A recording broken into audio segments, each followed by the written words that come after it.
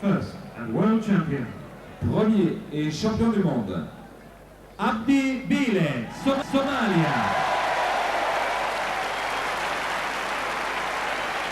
habka ay wasaaraddu u shaqayso wasaaraddu waa xafiis sabaad garan laakiin sportku waa xidhiidho iyo Olympic Committee iyo dadka FIFA la shaqeynaya xidhiidhka kubadda cagta oo kale xidhiidhka kubadda cagta oo kale FIFA la shaqeynaya iyo malaayiin ba soo galaya Soomaad garan lacagaha la bixinayay horumarka ah la leeyahay stadium Muqdisho oo kale waa la idin dayactiraya garoomaa la idin sameynaya waxaas oo dhan ba adduunka soo galaya laakiin waxaas waa waxa aan ka hadlayno dad haysto wax wasaaradda shaqo ku leedahay ama gacan ugu jira ama dalkii gacan ugu jira ma aha ama dawladdiiba eegtayba marka dadka lagu leeyahay waxbay soo dooranayaan ama naadiyada tan qofka kan meesha jooga ayaaba le 5 naadi ama 3 naadi ama 7 naadi marka wuxuu dhamma way isla xaafadiisii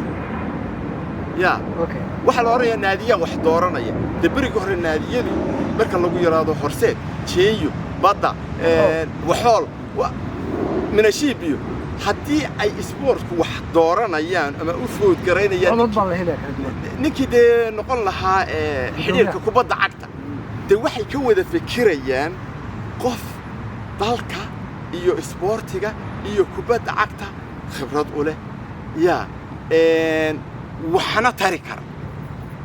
Soomaad garan laakiin hadda xiriidadii ninkan istooranaya isaga 6 bale ka loo baahan yahay waxa weeye waxaan maba sharciyeysnaba Soomaad garan in sportkii dib inta loo eego af Soomaaliga hadda waa kelmadaas way ugu yar adagtay waxa weeye wax in la sameeyo wax la yiraahdo National Youth Policy iyo National Sport Policy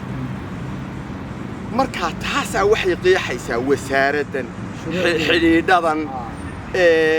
maamul goboleedadan ficiiskan oo dhamisay u wada shaqeynayaan siday u kala amar qaadanayaan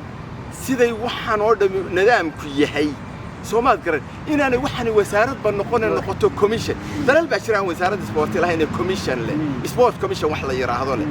marka inta sharciga la soo sameeyo in baarlamaanka la horgeeyo baarlamaanku ansixiyo marka weeye marka uu wasiirku helayaa awoodii ahayd war waxaanada xukuma xidhiidhadan aday ku hoos yimaadaan